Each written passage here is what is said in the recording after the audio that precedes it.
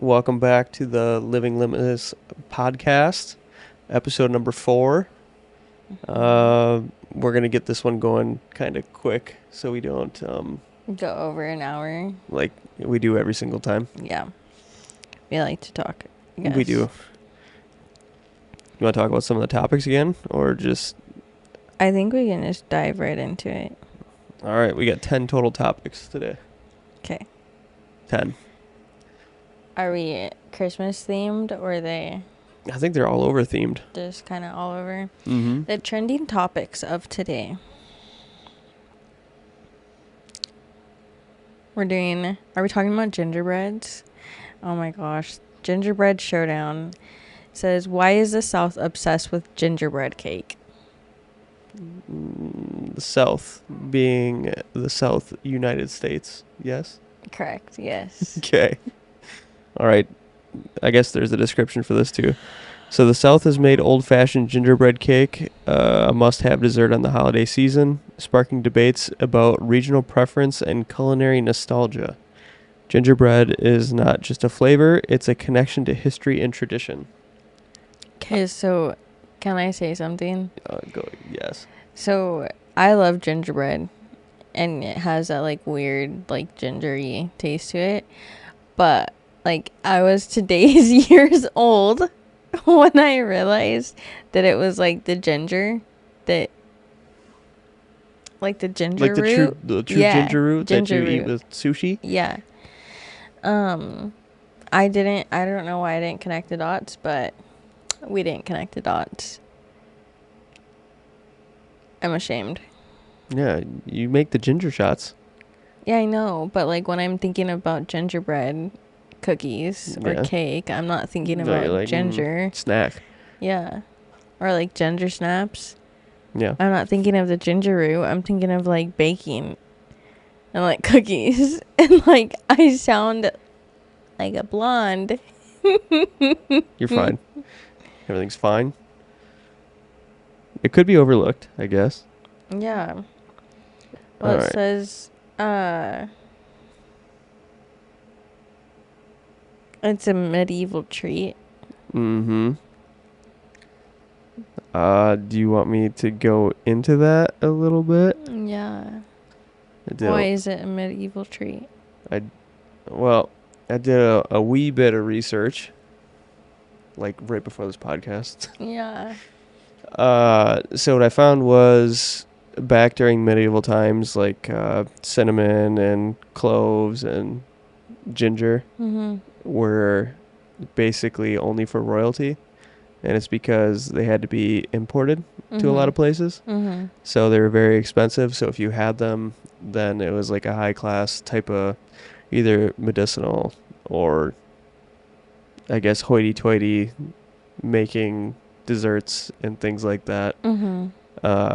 That's where it originated from.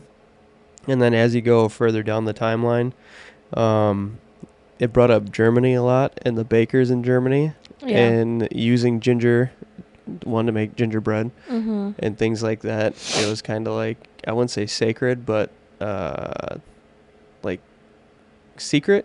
Like they would have like cooking guilds and stuff like that where they would kind of keep the recipes near and dear and then only teach it as like a specific craft. And then I'm pretty sure Queen Elizabeth is the one that came up with the idea of people-shaped cookies Interesting. with ginger. Interesting. Yep. Queen Elizabeth gave us gingerbread mans. Yep. How it correlates to Christmas, that part I don't know. Yeah, I would be curious to see how it correlates to Christmas. I know every single year my mom and me have made gingerbread cookies. And like like we have the little tiny mini cutouts. Yeah. And we'll do snowmen and then gingerbread men and then trees and stars and then bells. And then she'd always buy, I know exactly what you're going to say. The little cinnamon red. No, those are so disgusting. My Okay. great grandma liked those. Those are a hard pass for me. Way to go, Grandma. But no, the tube of mini M&Ms, you know, the ones where you're growing up and you put the quarters for the laundromat in the tube. Tell me about your childhood without telling me about your childhood. Yeah. Anyways, we would decorate the cookies with the little M&Ms. That's cute. Mm-hmm. So there's nostalgia. Mm-hmm. That's funny.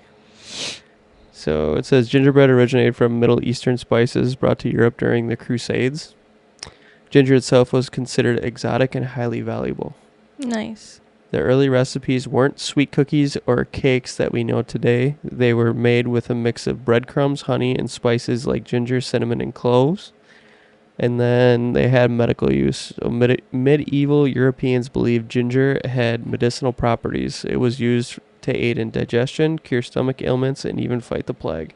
That's still true to this day. It is. Yep. I feel like the recipe that you just said right now is just basically like a bunch of cloves. Like, I feel like that would be disgusting.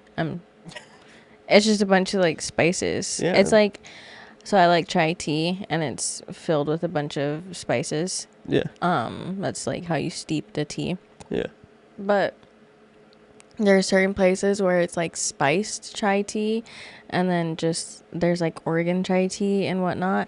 But there's one that's like super, super, I guess, spicier than the rest of them, and it just feels like all the cloves are like stuck in the back of your throat. That's what I think about when. That's disgusting. Yeah. But I mean, I guess if they heal you, they heal you. I guess. Yeah, they do have the gingerbread guilds in here. During later in medieval periods, gingerbread making became an art.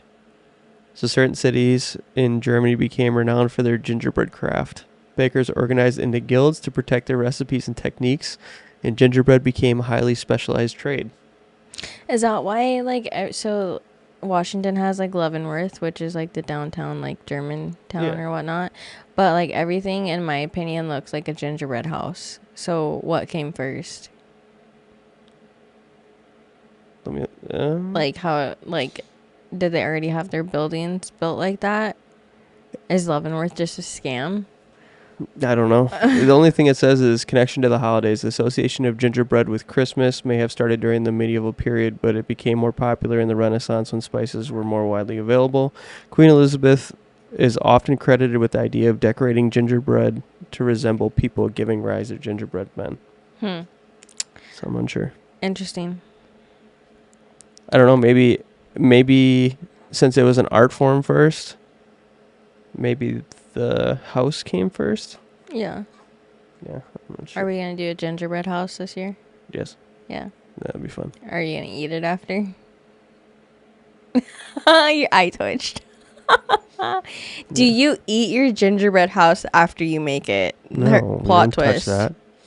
Yeah, with all the little kids' grimy hands. That's what I was gonna say, but I wasn't gonna say it on here. I guess to go back to the original question, so it was saying, so what was it? Gingerbread cake? Is that what it is? Well, yeah. It says, "Why is the South obsessed with gingerbread cake?" Okay, so I didn't know that was a thing, for one. Mm-hmm. So gingerbread in the South, cheesecake in the East, like New York cheesecake. In the Midwest, casseroles. Green bean casserole all day, with heavy cream. Look at disgust on your face. Fuck the casseroles. What is it in the West? I'm gonna refrain from what I want to say. Say it. No. Heavy German? No. Heavy white? You say it. Some white people shit. I'm sorry. What is it? Moving on. It doesn't say. I'm saying you're from the West. Oh, fucking if I know. I don't pay attention to that shit. You guys just don't have any traditions over here? I guess not. Right. We're just... Hey, whatever. Going about our lives over here. I guess. Next. Wait, now I'm interested. Yeah, I'm West curious. Coast comfort food. Oh, no. I don't know. This just has a bunch of random shit on here. everything that's listed, it says Midwest and South, and apparently the West Coast just doesn't have any culture. Apparently not. We have California. Disgusting. Yeah. Yeah, I said that out loud. Disgusting. Anywho, it looks like the next topic on here is unwrapping the mystery. Why do socks disappear in the laundry? Aaron got mad at me. I wouldn't say mad, but upset with me. He blamed me for losing all of his brand new socks, as if first of all, motherfuckers just disappeared. Well, okay, my shoe size is a 4.5 in men. What's your shoe size? What's your shoe size? 10.5. Yeah. Say it louder for the people in the back. 10.5. Okay. So I'd have to fold the sock in order to wear it. Maybe you got cold and you wanted to put on a larger, thicker pair of socks. Whatever. I still pull your socks out of my laundry. Well, it says it's a phenomenon we all know but can't explain. How socks vanish between the washer and dryer. Great question. This age-old mystery sparks humorous theories from wormholes in laundry rooms to mischievous gnomes. What? Yeah, little sock gnomes. Oh my goodness. This age-old mystery sparks humorous theories from wormholes in laundry rooms to mischievous gnomes. I said little sock gnomes. Little sock gnomes. Does that creep you out a little bit? A little bit. I'm not gonna lie. Yeah, I figured. What Reddit thread sharing theories like an existence of sock dimension? And there's TikTokers creating mini skits about socks being abducted. What in the hell? I haven't seen anything like that, but it's kind of funny. See, real explanation. Socks get caught and the washer's rubber seal or escape into the dryer's vent system. Okay, so what happens when there's a bunch of socks in the vent system? Does like combust and like start a fire or what? That's a good question. It might. No bueno. I mean, what's the difference between that and not cleaning out the lint? When's the last time we've cleaned out our lint? I'm actually pretty good about it, to be honest. That's good.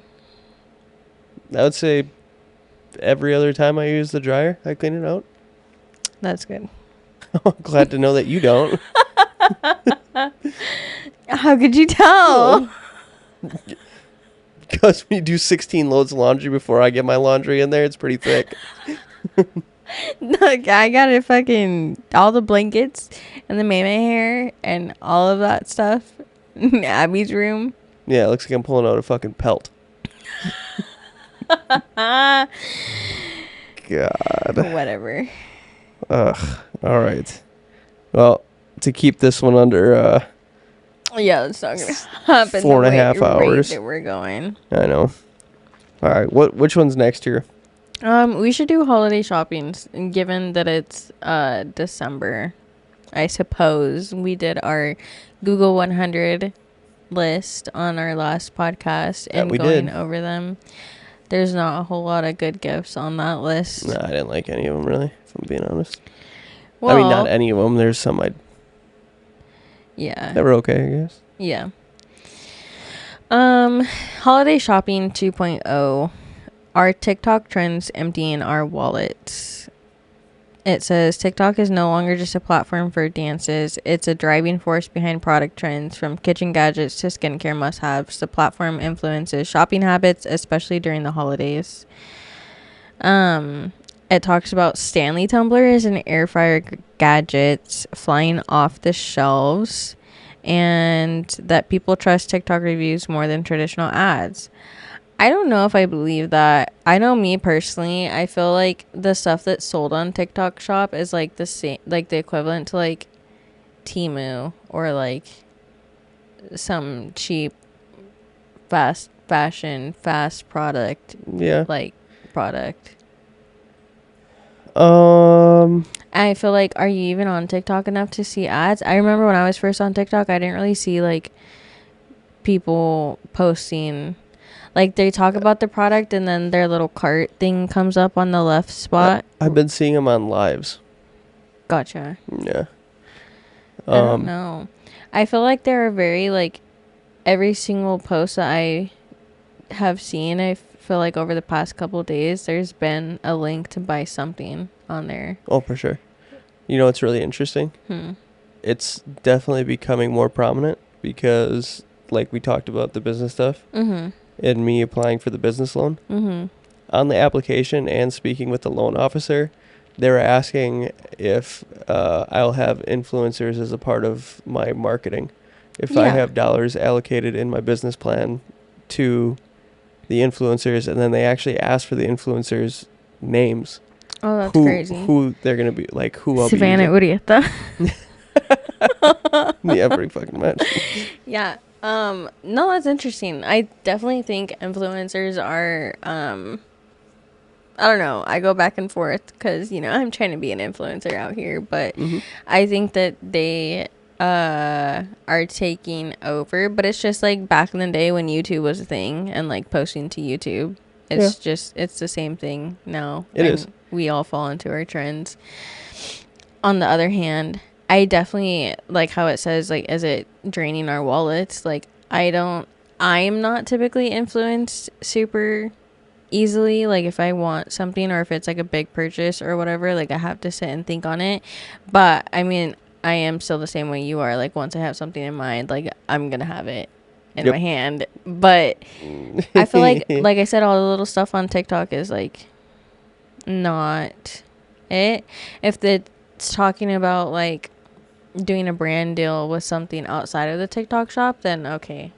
Yeah. That makes sense. I guess it just depends on the product. Yeah. I wonder if we'll notice an uptick now that we're talking about it, especially entering into the holidays here. Yeah, I like feel more like influencers or social media based or TikTok based sales or promotion. I definitely, there's like, we just hit Black Friday, Small Business Saturday, Cyber Monday, and then like from Thanksgiving to Christmas, I feel like it's just all sales, even though they mark it up to look like it's on sale, which I don't like. And then I feel like after Christmas, it's like all of the overstock stuff till like the new year. I don't know. I feel like the holiday season is just all about gifts and money, and I don't like that. I'm gonna write you a little letter and then call it good. I'd be perfectly okay with it.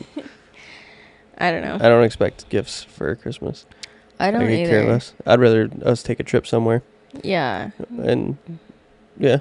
Instead of just, especially, I know there's like certain people that I don't want to like say exactly who it is, but just continue to like buy shit and give gifts, and it's like, I'm grateful for it that they like spent their money that they earned, you know, but at the same time I'm like, I just don't want more clutter, I suppose. No. And like pay a bill or something. I'm sorry. Pay my bills. Yeah. No. Give me a gas card. No, look at that. A gas card for the trip we're about to take. Yeah, with our fucking chug guzzlers. Yeah. Okay, the next topic is something that I feel like your ADHD brain is like obsessed with right now. Ugh. Yeah. So I'll let you handle this one. Oh, man. Okay. Controversial topic. No. Alien encounters and why UFOs are back in the spotlight. All right. I'll give the description and I will let you talk a little bit, and then I'm going to talk for an hour. This might be the end of our podcast. It might be.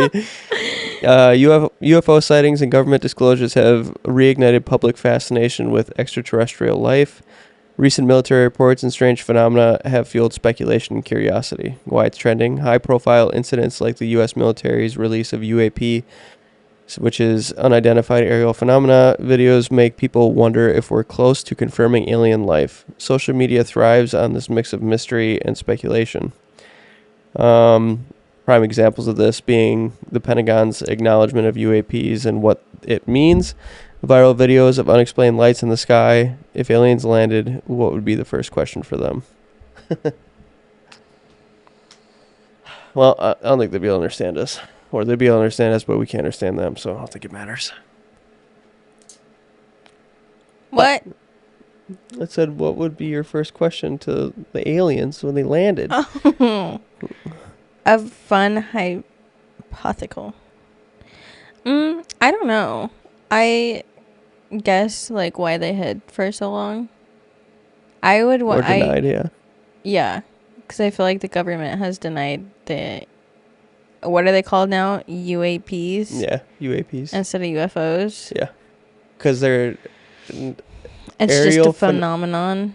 Well, because they've been seen entering and exiting water. Like the oceans. Oh, yeah. So they're aerial phenomena. Mm-hmm. Not just flying objects. Gotcha.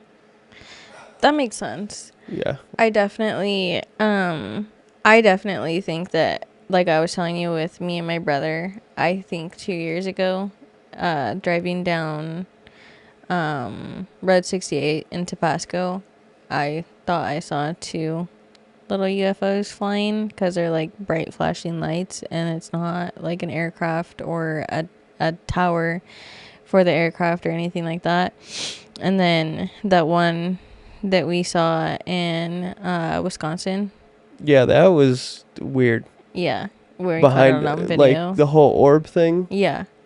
Like all the orbs being released, and we Mm-hmm. still shot that behind us over Lake Michigan. Yeah. And it looks like a metallic orb. Mm-hmm. Yeah, that's the only time I've seen anything. Really? Like that. Okay, well, I'm curious about the one that I just saw. Was it yesterday? Yeah, you should probably post that video. Yeah, I will post a video. Because it's prime. Literally like the ones that I saw in Pasco a few years back. It was just different because that was nighttime and this is like daytime. But was it even moving? It was moving down. It was like hovering down. So an airplane had just passed by, and then there was like a Christmas tree looking like a big pine tree in someone's backyard across on the Pasco side of the river. And I noticed like another light, and so like because the airplane had lights flashing because it was like kind of hazy or whatnot. Yeah. And then there was like a pretty good size like light flashing, and I told Abby, I was like, oh look, like, and she's like, what is that, like an airplane? And I'm like, no, I was waiting for it to move and come closer so I could see like the tail or whatnot. Yeah. And I was like, it's not an airplane, it's not a helicopter. And then it was like flashing, but like not like fast, it was like at a steady pace flashing, like pulsating. Yeah. And then there wasn't any other lights in that video. No, there wasn't. And I looked away because I'm like, we've been watching that fucking series of the Skinwalker Ranch. Yeah. And so I'm like, okay, look away. And then when I look back, like, it's not going to be there. Like, I'm just imagining it. So like I look away and I look back and it's still there. But then that's when I noticed it was like lowering a little bit over the tree or whatnot. So in my head, I'm like thinking like all the like realistic things. I'm like, oh, is it a drone? Like someone's flying their drone or whatnot. But like it wasn't moving anywhere. It was just hovering down. And then and it was like super bright too. Like really, really bright. Well, in the video, that's what I was saying, is like it like pulsates, but it's just a bright like light. There's nothing. Yeah. There's nothing. No other lights on it. No, nothing. And it's during, daytime. What time was that? It was it had to be like 4, maybe like a few minutes after 4 o'clock. So getting darker in the or towards the end of the day. Yeah, it was definitely like hazy out, and it was getting darker. By the time I left the park, like it was dark, and that was just a few minutes later. But whenever like I looked away again, and then when I looked back, it was completely gone. After you took the video. Yeah. Why can't I see one? I don't know. When I took the video, because I'm like, no one's gonna fucking believe me, because I couldn't take a video on the ones that I saw going to Pasco, and then we have that video of us in Wisconsin and something getting in our video. Yeah. But is it video or picture? It was live pictures. Yeah, they were live. Yeah, you're right. Yeah. Because that was in Milwaukee. Yeah. Yeah. Well, maybe we post that too. Yeah. It's interesting. It just looks like a metallic little orb behind that us. That one looks more like an orb or like a traditional like UFO. Like what people have spacecraft. Yeah. What's being released, I guess. Yeah, like what you metallic think looking, of, I suppose. Like ball. Mm-hmm. Which is crazy. I feel like too, I know the stars come in and out, but I've been like stargazing or star watching, whatever you want to call it, and like seeing things fly across that don't necessarily look like shooting stars or. We need a telescope. Yeah, I definitely agree. There, I'll buy us a Christmas gift. Is gonna be a nice telescope. Yeah, that'd be nice. But okay, so I am obviously still like, I guess, witchy woo woo. Mm-hmm. So, in my opinion, I think that if anyone were to see something like that, it's someone who's going to have an open mind. It's someone who's going to be probably spiritual instead of religious. And it's somebody who is just like open-minded, like open to all things happening. And I feel like if the aliens or whatever were to come or to show themselves or be in another dimension or timeline or however, and how I tell you, I think that all the dimensions and timelines like are right on top of each other. Yeah. And so if we were to actually like ascend or whatever to the fourth dimension, that we'd be able to see all of this. So when they talk about ascending to the fourth dimension, it's talking about you being open, you having high vibrations, you being just like spiritual and connected with your soul and your inners, and your body is a vessel basically carrying you through this dimension. Yeah. So I feel like if anybody is going to see another dimensional being, it's going to be someone who is all the things. Yeah. Operating at a higher frequency with an open mind. Yeah. And understanding or open to there being multiple dimensions or timelines or wormholes or whatever. I have a lot of theories. I just don't necessarily want to sound crazy saying them. Yeah. I hope nobody thinks that we're crazy. We're just very open-minded. Yeah. And well, we could start with saying it's the 3rd today. Mm-hmm. So the prediction of who was it? So is Cliff High, which I think that's a made up name, like High Cliff High, was a developer and supposedly developed a AI system in 1997. And basically this program was developed to scan the internet for searches and blogs and vlogs and search topics and like conversational pieces, and then all of that is scanned, and then analytics are put together, and then it makes predictions based off of that. And some of the things that it's predicted accurately was 9/11. It referenced 9/11 specifically, the tsunami of Indonesia in 2004. It predicted Donald Trump being elected president in 2016. And then it also in 2009 predicted, at that time they didn't, like podcasts didn't exist, but a conversation between Joe Rogan and Donald Trump, which just happened on his podcast. And then it said 39 days later that there'd be an alien invasion, which is December 3rd, which is today. Interesting. Yeah. That, I will preface it by saying that AI predictive system that he created isn't always accurate, though. Like, there's stuff that it's predicted or said and referenced that did not happen. Yeah.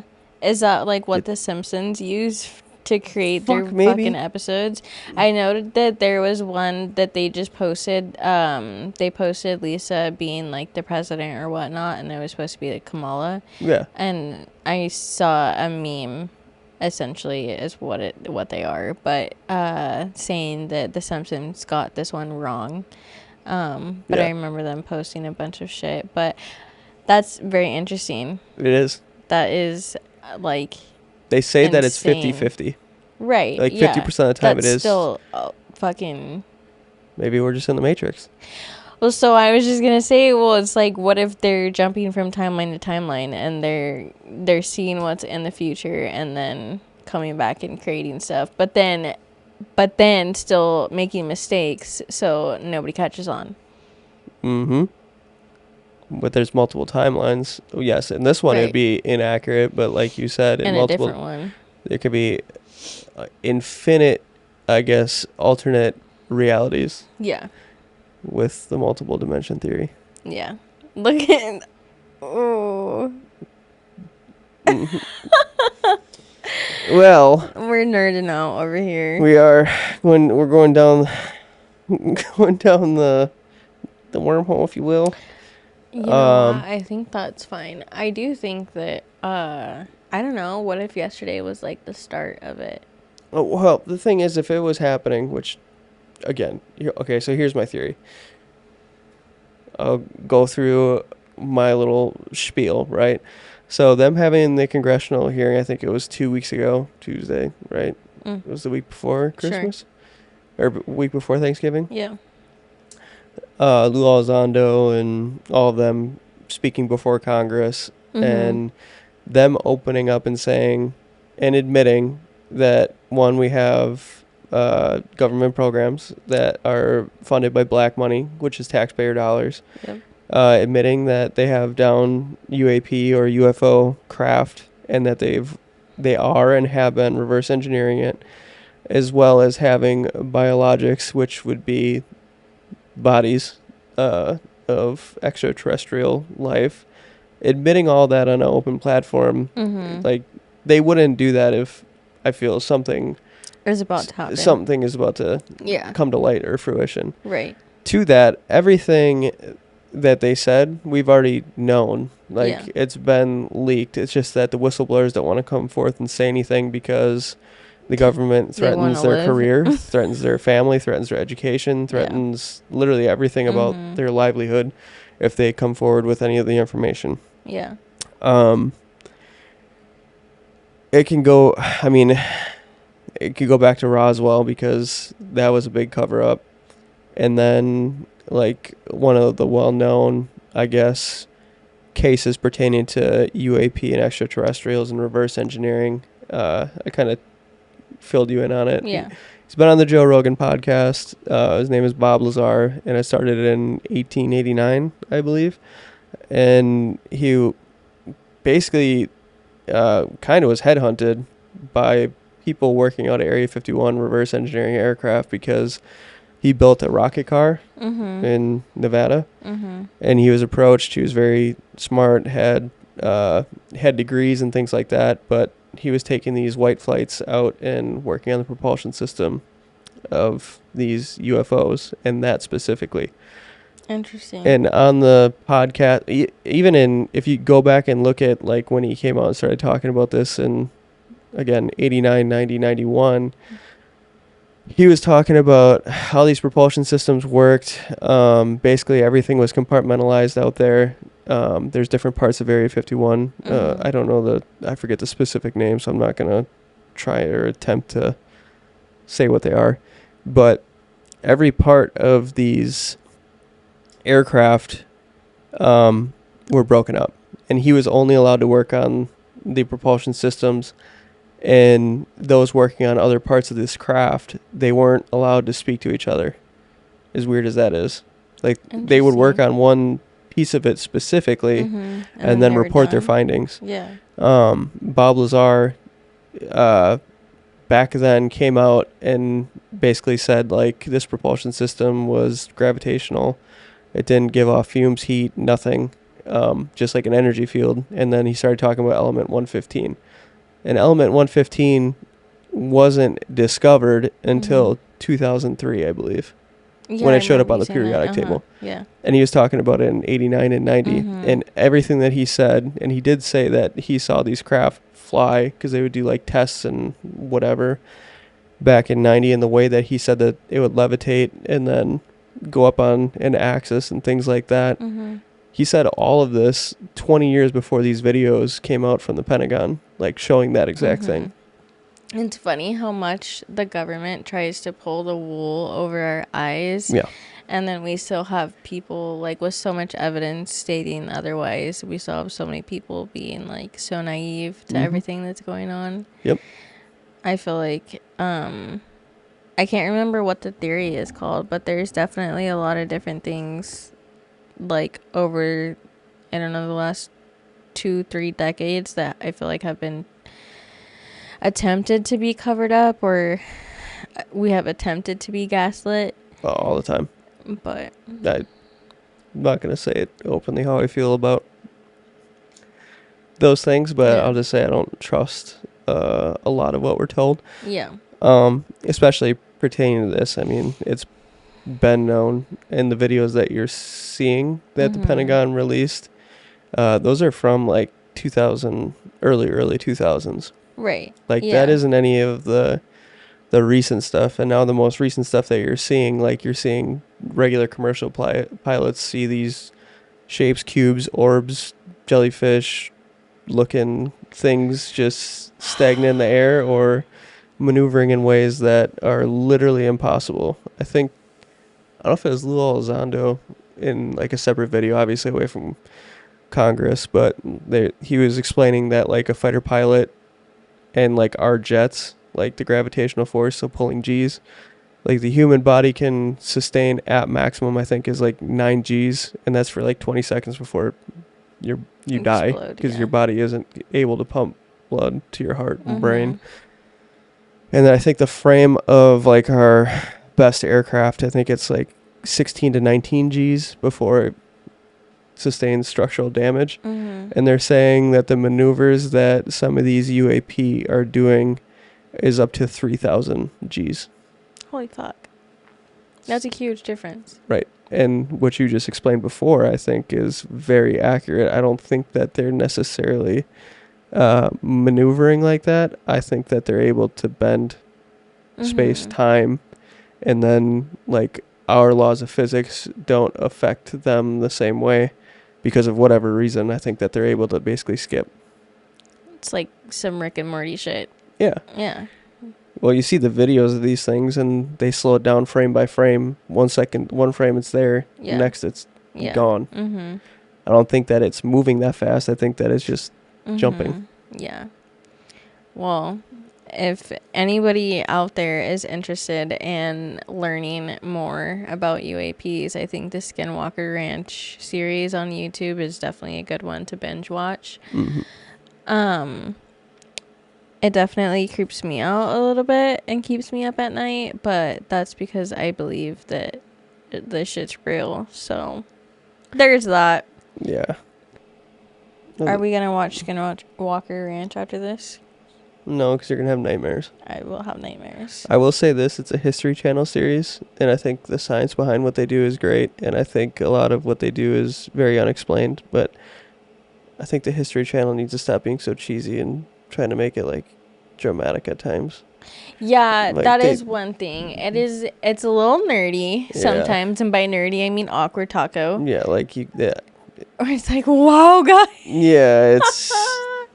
No, I definitely agree with that, but I mean, like, it's production. Yeah. It's turning the camera sideways and like changing the filter, I guess, on the video, and discoloring things is a lot. But definitely have your own opinion.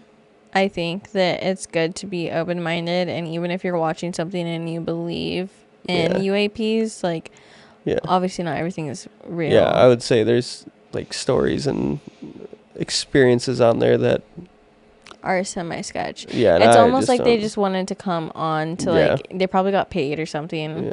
Yeah, but the actual experiments and things that they do, like the data that they're pulling, and like honestly, like them recording with all of the different types of cameras and analytics and the phenomena, the technology that they have is like insane, and it's unexplainable. So it's pretty crazy. Yep.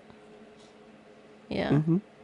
I'm just waiting to like see a Skinwalker. I'm gonna shit my pants.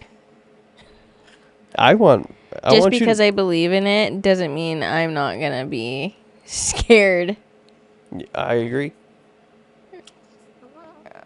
Hello. The baby. All right. Well, that leaves us with exactly enough time for one more topic, if that. We should have just made our whole podcast about UFOs. I would not mind. I know you wouldn't. Mm-hmm. Maybe we can find someone who We'll talk. will talk, but also knows like a little bit more than I do. I don't know. It's not something that I like micro learn. Yeah, I've nerded out on it because I've found it so interesting with like Navy pilots and military pilots coming forward with their accounts and it cooperating with everything I just talked about. Right, yeah. It's undeniable. Yeah. But yeah. Alrighty. Well, the next thing that we are going to talk about is the rise of dumb phones. Are we regressing or progressing? As digital detox trends grow, people are trading in their smartphones for minimalist dumb phones that only call and text. It's part of a broader movement to reclaim focus and simplicity. Says many people feel overwhelmed by constant notifications and social media. The dumb phone trend speaks to the desire to unplug while still staying connected. It says examples of this is like quote unquote going off grid. And then the debate is, are dumb phones a practical solution or just a passing fad? Oh man. I think it's a great idea. I love the concept. I think it's impossible, especially with you wanting to be an influencer and things like that. The way that the algorithms work with all the platforms and the way that society is, unfortunately, for you to gain that platform, you have to post every day. Unless, like I've talked about when the business starts, I want to allocate funds to a social media team or a media team in general to where I can just be hands off and focus on just business and let the social media be grown by somebody else. Yeah, I definitely, there's like the personal side of like all the content and vlogs that I want to do, and then there's the photography side, which if I just did the photography side, it'd be probably slightly easier because it's just promoting your business or whatnot. And then the like whole influencer thing is like literally posting your entire life or bits and pieces of your life and working with brands and doing whatever and engaging with other people and whatnot. But I'm not gonna lie, there's times where I like want to delete everything and like get a dumb phone. Yeah. Just disconnect because it's less anxiety, less stress, less. It's like I was just telling you before the podcast, I'm going down so many different like avenues, and I feel like I'm just throwing myself at all of them right now because I'm just trying to start somewhere and then find like my groove. But it's a lot. I feel like I don't. So I used to, like we talked about in our first podcast, I used to like sit and scroll for like pleasure and like downtime and just like dumb brain it. And now I'm like, I don't even want to touch my phone. Like, unless I'm editing something during the day or texting you, like I'm not on my phone. I am either just chilling with Ronan, listening to music, or watching a movie, because I don't know, I get the like, I always have it on do not disturb, but even that it's not enough sometimes. I don't know. Which makes sense though, because you doing everything, one, you help me with how to post, and then the Aloe Arsenal Instagram, and then you have the Living Limitless Instagram, you have your business Instagram, the Creations by Sav, and then you have your personal, and then you have your personal TikTok, and then you have the Living Limitless podcast, and then the shorts that you do and post to YouTube, and then the uploads and editing you do for not just the shorts but the actual episode uploads on Mondays, and then you have posts to Facebook and my personal YouTube. Yeah, and your personal YouTube. Yeah. So you definitely you have a lot, and it's 11:34 at night for us right now. And what are you going to do after this? I'm gonna fucking put the podcast together real fast, so I can save all of the content and not lose it. Yeah. And then I'm going to edit my Vlogmas that I was supposed to post today. Yep. For the third day of Vlogmas. And then I have I scheduled my content on YouTube already. You did? Yeah. Your personal? Yeah, my personal. So, basically just putting the podcast together, just like a quick chicken scratch shit, and then I'll edit it tomorrow, and then once I edit it, I'll put it into shorts or reels and TikToks and whatnot. And then at some point tomorrow, hopefully tomorrow, if not tomorrow, then the next day, I will post or schedule everything for the podcast. Yeah. It's definitely worth getting a dumb phone. Yeah, it's definitely worth getting a dumb phone. I think that's why I was asking you this weekend if you want to just create a bunch of content or if you... I think, honestly, what we should start doing is just create all of our content on the weekends. Yeah, that's definitely the smart thing to do. Like this Vlogmas thing that I'm doing, you're supposed to vlog your daily self and then post it. I don't... by the end of the day or whatnot. So I'm trying to do that and just gain traction, I guess, on TikTok. And I'm posting it to Instagram and then YouTube as well. And I guess posting and like what the content is just like daily stuff, and it's definitely more mom content because that's like what I'm doing on a daily basis. At least it's authentic.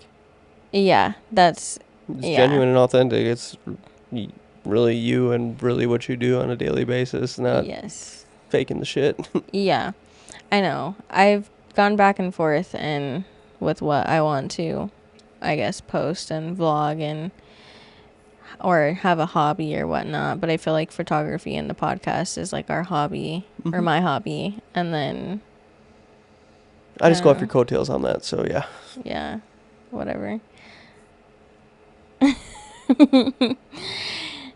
You've been doing the LO Arsenal for the most part.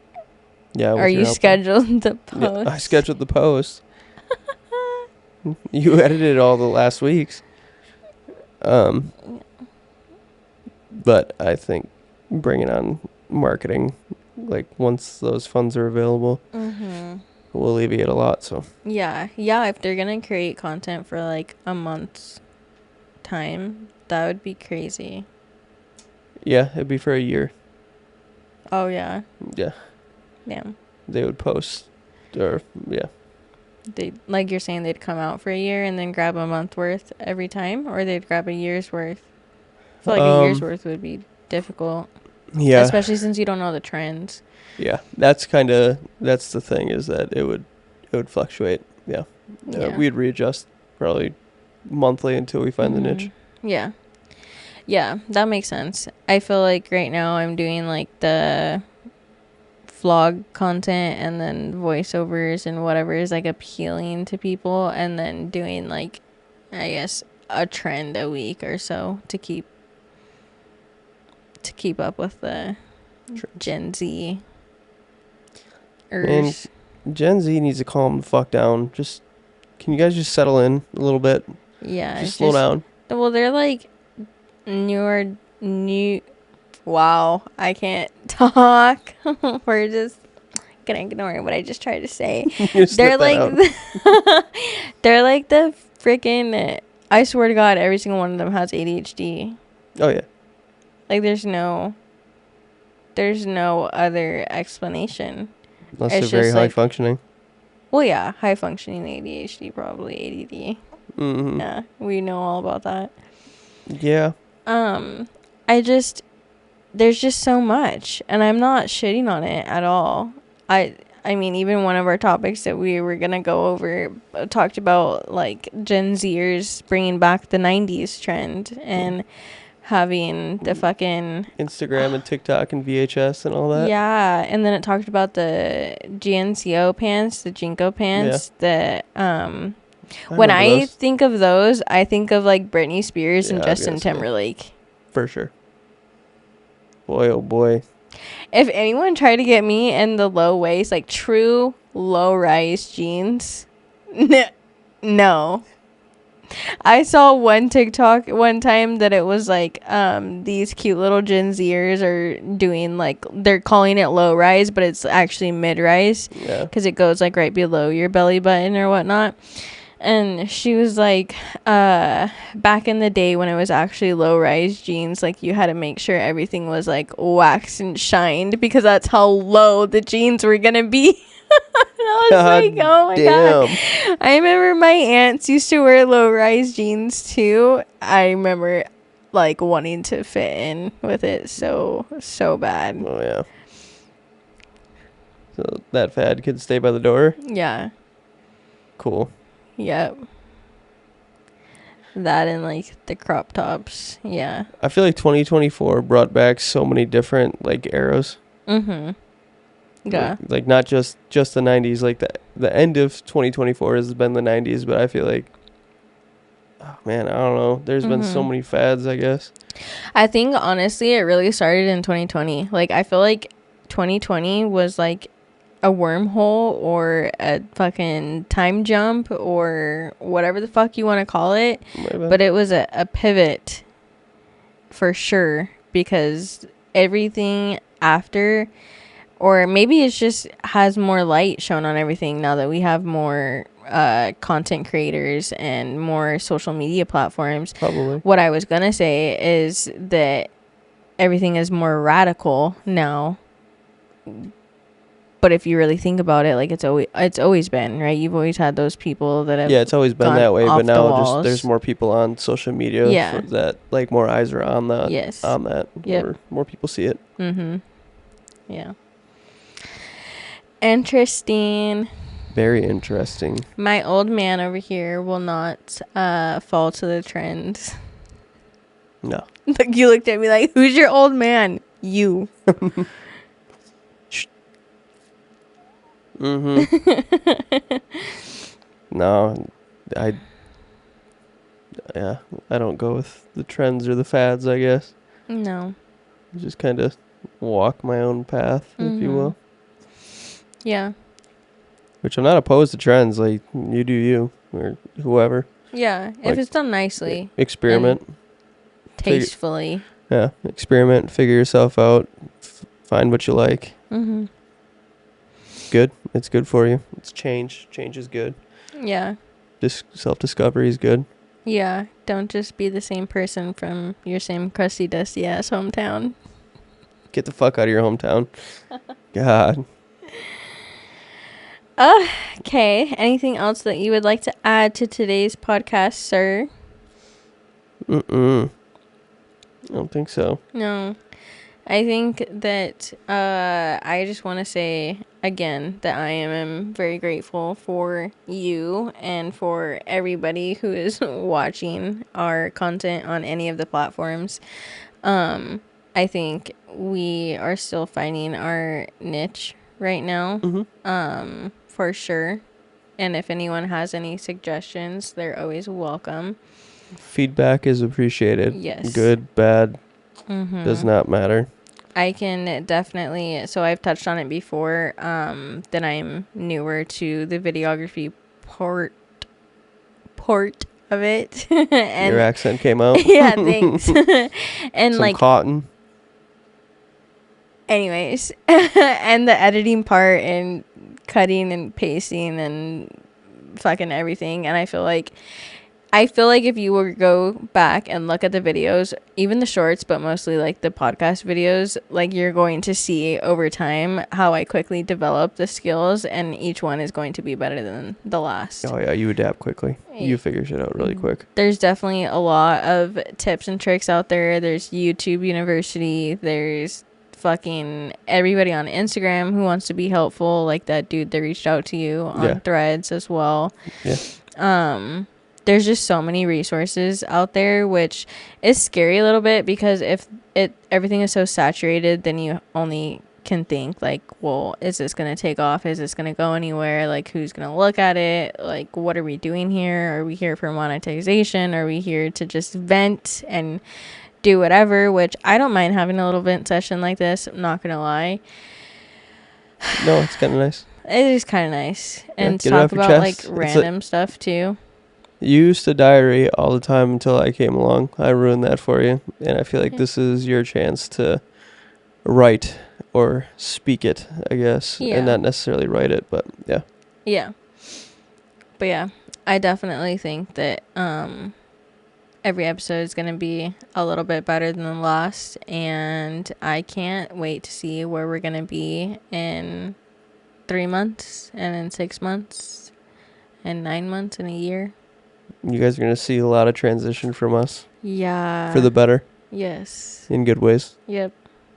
We have a little exciting stuff coming up. Yeah, we got exciting stuff happening behind the scenes that we can't talk about yet. Ice tearing. I loves. She's not pregnant again. That we know of. We don't know that yet. Yeah, loves. You're cute. Okay. Well, Sav's crying. What's fucking new? Let's end this podcast before I actually shed a tear, please. They're coming. Oh. Okay. This is where we say like and subscribe and yeah. Again, in the words of Abigail, like, comment, and subscribe. like, comment, and subscribe.